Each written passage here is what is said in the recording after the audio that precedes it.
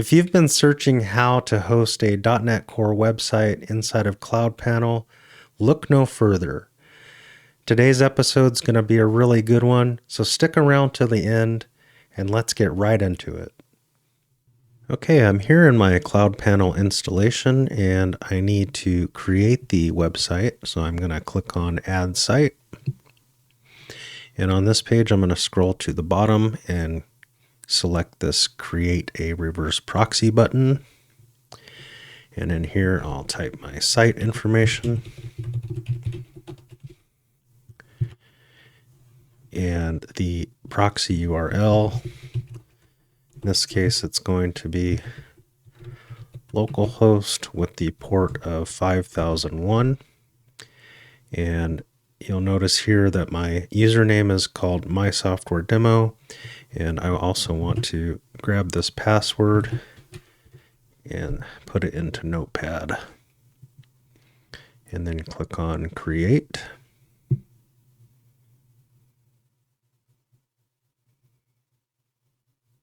There we go. And now once I'm here, I want to set up an SSL certificate. So I'll click on Manage, go to SSL/TLS, click on this Actions button and click New Let's Encrypt Certificate. Click Create and Install.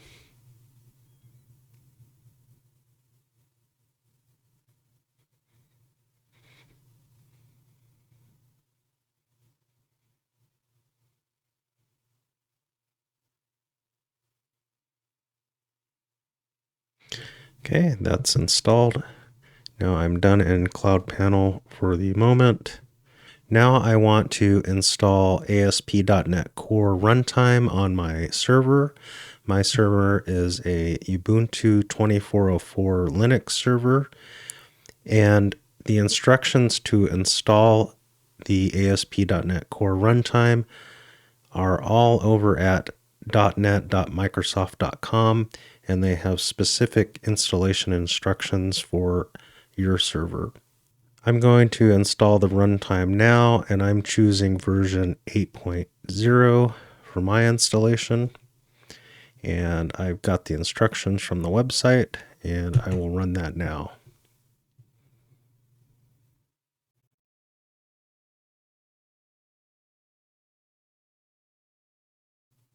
So now that the runtime is installed, I need to go ahead and create a service for the website. And to do that, I want to go to a directory called etc/systemd/system. And inside of this directory, I want to create a file.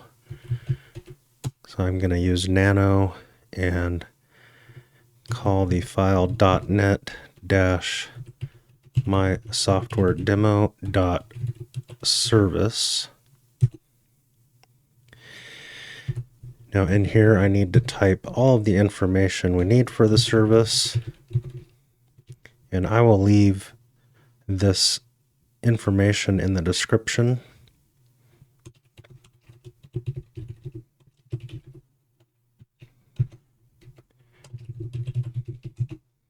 So in the service section, there's a parameter called working directory, and this is going to be a directory that CloudPanel creates, and it will be the home directory with the username, and that username was mysoftwaredemo/htdocs/mysoftwaredemo.com, which is the main folder of the website.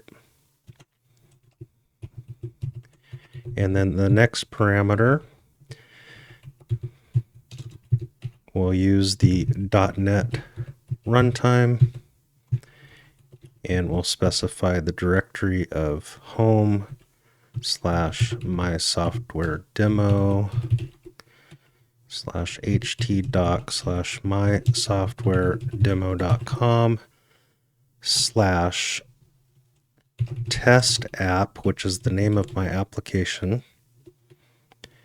.dll. And then for the URLs parameter, we will type in that reverse proxy domain that we typed in earlier. So localhost 5001.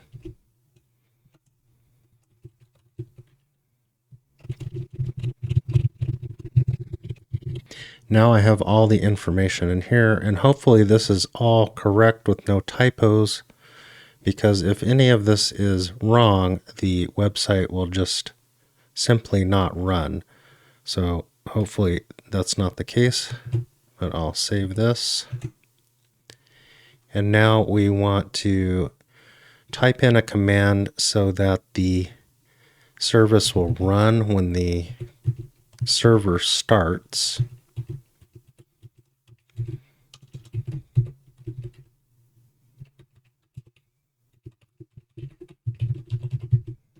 And this will make it so that if the server gets rebooted, the system will start itself back up.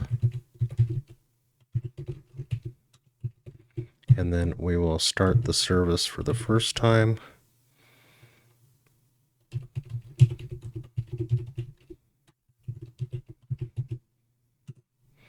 Okay, now that website should be started. So now that the service is started, I need to add my application to CloudPanel, and I'm just going to use the file manager. And I'm going to upload my test application.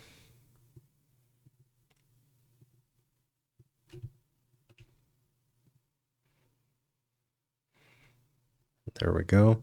And I made one slight mistake earlier when setting this up. I added an HTTPS to the proxy URL, and that is incorrect. It should be HTTP. So I'll save that. So now after making this change, I need to go back to the server and restart that service.